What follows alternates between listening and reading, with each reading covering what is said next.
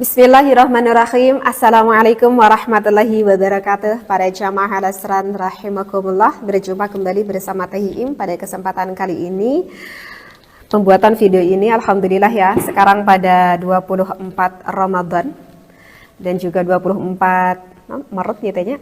Maret ya, alhamdulillah nih seminggu lagi. Semoga umur kita sampai kepada hari raya Idul Fitri, dan selama ini semoga puasa kita dan segala amal ibadah kita diterima oleh Allah Subhanahu wa Ta'ala. Amin ya Allah ya Rabbal Alamin. Mungkin di season video ini Teteh ingin menjawab pertanyaan yang masuk ke pihak Al-Asran ini yang berhubungan dengan Ramadan. Baik.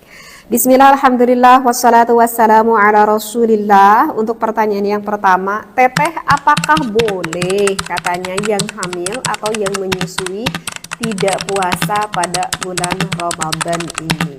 Boleh nggak ya? Yang hamil atau yang lagi menyusui sengaja nggak berpuasa? Tergantung Kak. Tergantung apa Teteh? Ya tergantung situasi, tergantung kondisi kita. Karena kalau Teteh lihat di dalam kitab di dalam kitab Safinah ada pembahasan ini ya, baik di matanya karya Syekh Salim bin Sumer ataupun syarahnya ya yang diperjelas oleh Asy-Syaikh An-Nawawi Al-Bantani. Itu ada dua kondisi. Kondisi yang pertama, jika si ibu ini yang lagi hamil atau si ibu ini yang lagi menyusui sengaja tidak berbuka puasa kalau alasannya bukan karena dirinya, tetapi alasannya karena anaknya, apakah anak yang dikandungnya atau anak yang disusuinya.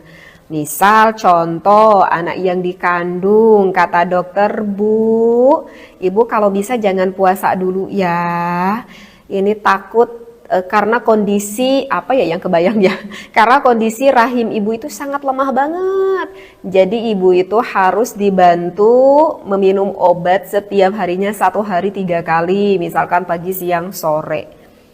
Nah kan ini ada kebijakan ini kan dari dokter, dan ini kemungkinan lebih maslahat mengikuti dengan apa yang disampaikan oleh dokter, karena udah tahu banget kalau kondisi keadaan rahim sang ibu yang lagi hamil ini tuh lemah. Kalau dengan alasan seperti ini berarti ini alasan bukan karena dirinya ya, tetapi alasan karena jabang bayi yang ada di dalamnya. Atau misalkan ibu yang lagi menyusui nih, Bu, kata dokter jangan dulu puasa ya Bu ya, kasihan kebetulan anak ibu misalkan kurang gizi misalkan gitu ya, ini mah contoh namanya juga, ini agak kurang gizi. Jadi anak ibu yang masih 2 bulan ini harus mendapatkan benar-benar nutrisi yang baik, sehingga ibu tuh setiap harinya tuh harus sering banyak makan makanan yang sehat lah gitu. Berarti kan ini juga sama, ibu ini tidak berpuasa dengan alasan bukan khawatir karena dirinya, tetapi khawatir karena kandungannya. Apakah diperbolehkan kita tidak berpuasa? Boleh, tidak apa-apa. Lalu bagaimana selanjutnya? Ya selanjutnya wajib dibayar atau nanti qadha masuknya ketika udah keluar dari bulan Ramadan, maka si sang ibu ini harus membayar qadhanya, dan ada plusnya. Kalau yang Teteh ketahui di dalam kitab Safinah ini, Asy-Syaikh An-Nawawi Al-Bantani ini mengatakan wajib qadha dan wajib bayar fidyah. Jadi 2 Bu, ya qadha harus, ya bayar fidyah juga. Seperti itu ya. Mau bayar fidyahnya mau sekarang ketika Ramadan ataupun mau nanti setelah keluar dari bulan Ramadan. Meskipun kalau menurut Imam Muzani untuk bayar fidyahnya ini statusnya tidak wajib, tetapi sunnah. Tetapi kalau di dalam kitab Safinah seperti Syekh Salim bin Sumer, seperti Asy-Syaikh An-Nawawi Al-Bantani itu mengatakan bayar fidyahnya wajib, bukanlah sunnah. Nah berbeda dengan kasus seperti ini Bu, kalau ibu kasusnya enggak puasanya itu bukan khawatir karena anak kita, ya semata-mata kita gitu. Kenapa ibu yang lagi hamil enggak puasa? Kenapa ibu yang lagi menyusui enggak puasa? Aku lagi sakit gitu ya. Kan ini bukan kita enggak berpuasa, bukan alasan karena bayi kita kan, bukan khawatir bayi kita, ya memang karena kitanya lagi sakit. Nah, kalau itu mah hanya kewajibannya bayar qadha saja. Tidak wajib untuk membayar fidyah. Jadi, apakah boleh? Boleh ya, Bu. Oke, sekarang untuk yang pertanyaan kedua. Teteh apakah, apa ini? Teteh apakah air madi? Air madi ya, bukan air mani ya. Teteh apakah keluar air madi ini membatalkan puasa? Air madi ya, oke. Kita harus tahu dulu ya kan, yang membatalkan puasa apa aja coba? Yang membatalkan puasa itu kan kalau misalkan ada yang masuk ya kepada jauf, kepada bagian-bagian lubang gitu ya, mau pada mulut, mau pada telinga gitu ya, atau misalkan lubang depan, lubang belakang itu maksudnya jauf itu. Kemudian yang keduanya murtad, jelas kalau murtad itu batal puasa kita. Kemudian wanita yang haid batal. Apalagi yang nifas ya, yang udah mengeluarkan darah nifas setelah melahirkan, sama itu batal puasanya. Apalagi yang membatalkan puasa melakukan hubungan biologis pasangan suami istri ketika siang hari lagi puasa, itu jelas ya. Berarti yang kelima ini memasukkan hasyafah ke dalam farji, ini membatalkan terhadap puasa kita. Apalagi gila, orang yang gila juga itu sama meskipun gilanya hanya sebentar. Nah ini yang terakhir, yang ketujuh itu adalah batal puasa jika keluar air mani, bukan air madhi tapi air nutfah, air mani. Itu pun batal air mani itu jika ada kontak fisik. Kalau tidak ada kontak fisik itu nggak membatalkan puasa. Jadi yang kakak tanyakan kan ini bukan air mani kan, tetapi air madhi. Jadi kalau teteh, kalau aku mengeluarkan air madhi, apakah itu membatalkan puasa aku? Tidak membatalkan. Tetapi kan kakak, air madhi itu kan nggak akan keluar ujuk-ujuk keluar dengan sendirinya kak. Karena kalau air madhi itu adalah tandanya keluar air itu ketika kitanya itu lagi tinggi-tingginya syahwat. Oh gitu ya, misalkan karena kita berkhayali, membayangkan sesuatu yang nggak harus kita bayangkan. Atau misalkan apa ya, misalkan kita melihat suatu tontonan yang vulgar sehingga keluar air madhi. Atau bisa aja terlalu romantis pasangan suami istri agak bercumbu-cumbu gitu ya, agak yang kayak berpeluk-peluk bercium-cium sehingga akhirnya keluar air madhi. Itu tidak membatalkan puasa, tetapi makruh. Keluar air madhi itu makruh kak ya. Tetapi yang kakak tadi tanyakan apakah ini puasanya batal? Enggak, tetap syah, tetapi makruh. Seperti itu. Jangankan keluar air madhi kak, keluar air mani saja kalau tidak ada mubasyarah, kalau tidak ada kontak fisik itu sebetulnya tidak membatalkan puasa. Misalkan ketika kita siang hari, kita tertidur, tahu-tahu keluar air mani. Ketika kita bangun dari tidur, keluar air mani. Itu nggak batal puasa kita, karena tidak ada kontak fisik. Yang batal itu jika ada kontak fisik. Misalkan, kita lagi puasa, tapi maaf banget ya, naudzubillah, misalkan kita al-istimna bil yad, maksudnya mengeluarkan dengan tangan kita sendiri. Kalau itu ya batal puasanya. Alasannya apa? Karena ada kontak fisik. Jadi yang membatalkan puasa keluar air mani pun kalau ada kontak fisik gitu ya kak. Oke, sekarang untuk pertanyaan selanjutnya. Apa ini pertanyaannya? Nah ini pertanyaannya ini untuk pasangan suami istri nih. Kayaknya kebetulan banyak sekali untuk pertanyaan ini. Banyak sekali yang curhat masalah ini nih. Apa coba teteh? Pertanyaan selanjutnya gini. Teteh boleh enggak mencium atau memeluk istri ketika berpuasa? Ini banyak sekali yang curhat seperti ini gitu ya. Itu bahkan ada yang bilang, aduh teteh apalagi kalau misalkan subuh-subuh gitu ya. Kita udah pada beres mandi, pada seger badan, pengen tidur lagi. Karena dingin katanya ya. Tidur bareng-bareng gitu akhirnya berpelukan ya. Gak sadar lah misalkan sampai kesana kesini. Nah ini yang harus kita perhatikan. Boleh nggak itu hukumnya? Ngebatalin nggak sama puasa kita? Ya tergantung kakak mencium apa, menciumnya bagaimana, memeluknya gimana kakak gitu. Karena kalau di dalam kitab Hasyiyah, di sana itu ada pembahasan yang referensi itu membahas seperti ini. Jadi waktu krohul kublatu, bahasanya di dalam kitab Hasyiyah itu makruh kak, waktu krohul kublatu. Jadi makruh gitu, nggak haram, nggak makruh. Kalau kublah itu artinya mencium. Tetapi makruh itu kalau misalkan liman harokat syahwatahu. Kalau misalkan ketika sang suami menciumi istrinya atau istri menciumi suaminya sampai berubahlah syahwatnya. Khaufal inzali. Karena ya takut dikhawatirkan itu nanti kalau misalkan berubah syahwat ya takut khawatir nanti sampai keluar air nutfah gitu loh kakak ya. Dan wal aula yang utamanya ya jelas ligoirihi tarkuha, yang utamanya ya kita jangan sampai mencium gitu, jangan sampai berpelukan. Jadi ginilah intinya kakak yang kakak tanyakan.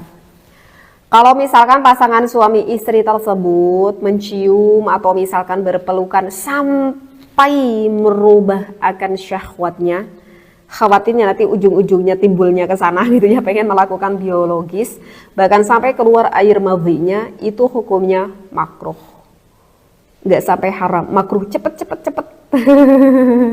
Cepet-cepet apa itu? Cepet-cepet berpisah lah gitu ya, itu bahaya gitu. Tetapi kecuali kalau misalkan pasangan suami istrinya seperti mencium karena kasih sayang, karena penghormatan, itu mah nggak apa-apa.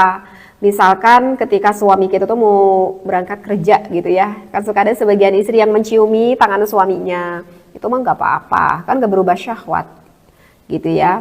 Atau misalkan sang suami mencium kening istrinya ya karena sayang aja, nggak ada syahwat yang keluar, itu mah nggak apa-apa. Jadi yang makruh itu kakak di dalam kitab Hasya itu kalau misalkan harokat syahwatahu, kalau sampai berubah syahwatnya ya gitu. Jadi kalau udah tahu seperti itu lebih baik dihindari nanti malam ya. Sekarang yang selanjutnya apa ini? Teteh boleh tidak aku memakai obat penunda haid dengan alasan tidak mau bocor pada puasa Ramadan? Ini ada ya di dalam kitab Fatawi. Dan ini kebetulan juga loh kak, kejadiannya ada yang seperti ini kebetulan terjadi ya. Ada yang bertanya gitu sama teteh, beliau ini itu yang suka ngimamin sholat, ibu-ibu ya jelas, yang suka ngimamin sholat tapi masih suka menstruasi. Ya sholatnya di madrasah, jelas bukan di masjid, sholatnya di madrasah. Jadi ibu-ibu pengajian lah gitu, dia tuh punya majelis talim, pengajiannya ibu-ibu doang.